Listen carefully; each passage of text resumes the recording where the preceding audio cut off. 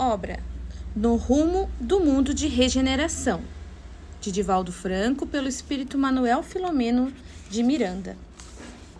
No Rumo do Mundo de Regeneração, 791. A civilização se depurará um dia, de modo a fazer que desapareçam os males que haja produzido? Sim, quando o moral estiver tão desenvolvido quanto a inteligência. O fruto não pode surgir antes da flor. 792.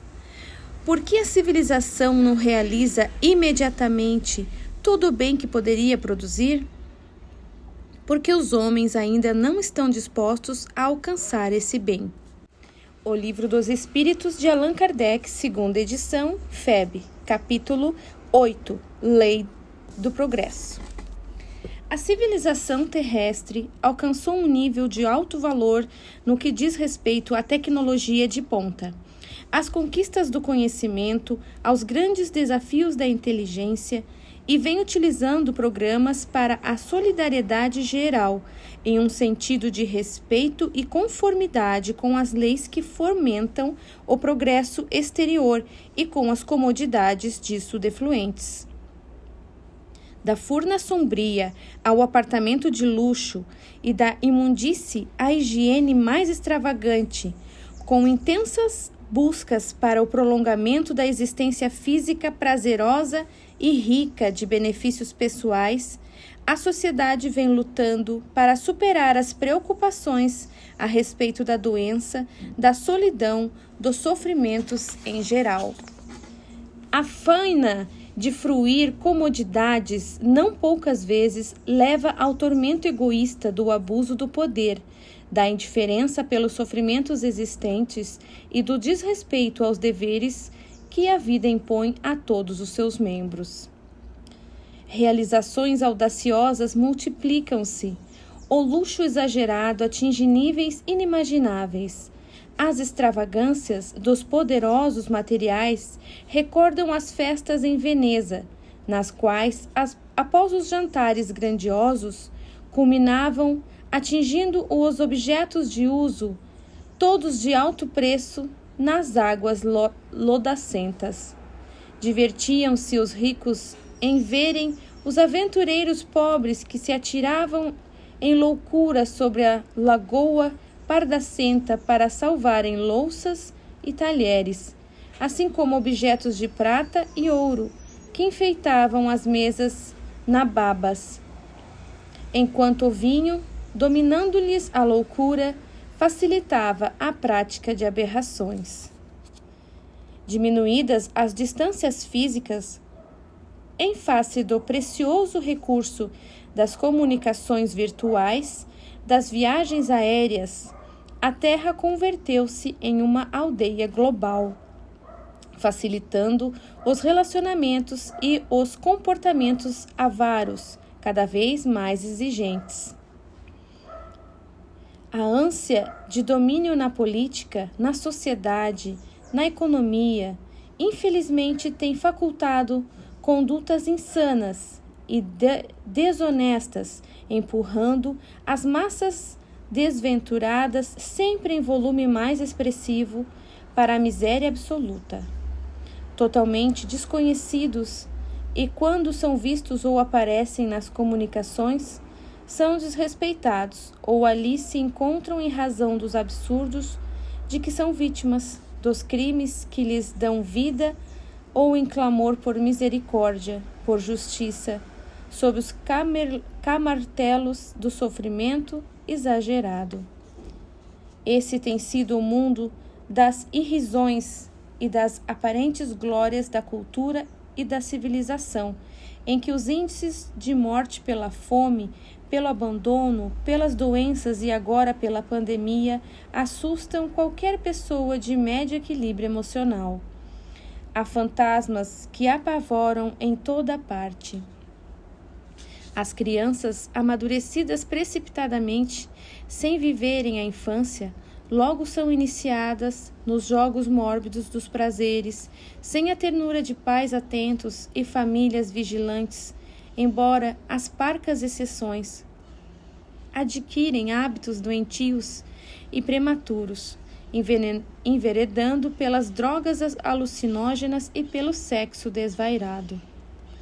Ante as exageradas exigências da liberdade na convivência social, cada vez mais libertina, é inevitável perguntar-se para onde segue a sociedade nessa volúpia massificadora e desordenada. Os idosos, em quase desamparo total, exceto quando ricos, mesmo esses, são internados em comunidades próprias e esquecidos pelos familiares ou desprezados onde se encontram na condição de peso desagradável à economia social.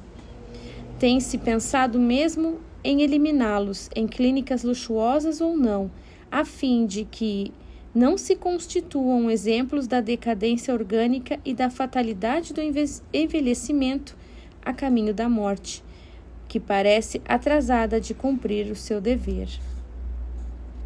Paradoxos morais confraternizam ou enfrentam batalhas rudes e cínicas com os cidadãos que aspiram pela dignidade e nela se comportam, parecendo que toda a existência deve parar no período jovem e maduro, para que o prazer lhe seja a única razão de viver. Sem dúvida, são turbulentos os dias da atualidade em que genericamente vem desaparecendo o sentido existencial, senão as contínuas cargas de pessimismo e violência comprometidas com a destruição do ser integral e pleno em pensamento e atitude. Doutrinas estapafúrdias gozam de cidadania e os valores que engrandecem o ser, contribuindo para o equilíbrio psicofísico dos indivíduos, são substituídos por fantasias absurdas e gozos extravagantes. Felizmente, a doutrina de Jesus, submetida ao cinismo cultural e comportamental, sobrevive com a sua chama do amor e do perdão, da solidariedade e do bem, sustentando as milhões de vidas que se lhe vinculam e trabalham pela ordem e pelo dever da solidariedade. Esses dias alucinados passam porque fazem parte de um período de seleção de ideias e existências que retornam à Terra, portanto, conflitos inomináveis, e a dor trabalha-os edificando resultados formosos. Após submetidos ao bisturi da negação, os fenômenos do espiritismo venceram a incredulidade tradicional e histórica, ensejando a filosofia otimista pela reencarnação ao prazer sem jaça e ao aprimoramento das aspirações e do alto significado. A religião espírita, tomando as mãos do seu adepto, ajuda-o a sair do labirinto de si mesmo e aponta-lhe a imortalidade em triunfo após a transitoriedade do corpo carnal. Confundem-se os campos de energia onde vivem encarnados e desencarnados em intercâmbio ininterrupto, e os espíritos retornam à Terra a fim de ajudá-la na sua transição de mundo de provas e expiações para o mundo de regeneração. Estamos no início das grandes transformações, e fenômenos próprios demonstram chegados os tempos anunciados pelas Escrituras e confirmados pelos imortais. Tragédias de todo tipo sacodem o mundo físico. Agora, atormentado pela pandemia da Covid-19, demonstrando a fragilidade do ser humano no pedestal das suas ilusões ante o vírus devastador e fatal. Ao mesmo tempo, facultando a necessidade do amor e da solidariedade entre as criaturas para a sobrevivência ao caos. Este livro, que temos o prazer de oferecer aos queridos leitores, apresenta sintéticas páginas de atividades entre os dois planos da vida num trabalho de harmonia para apressar a hora da felicidade após a vivência das heranças infelizes que se demoram na economia da humanidade.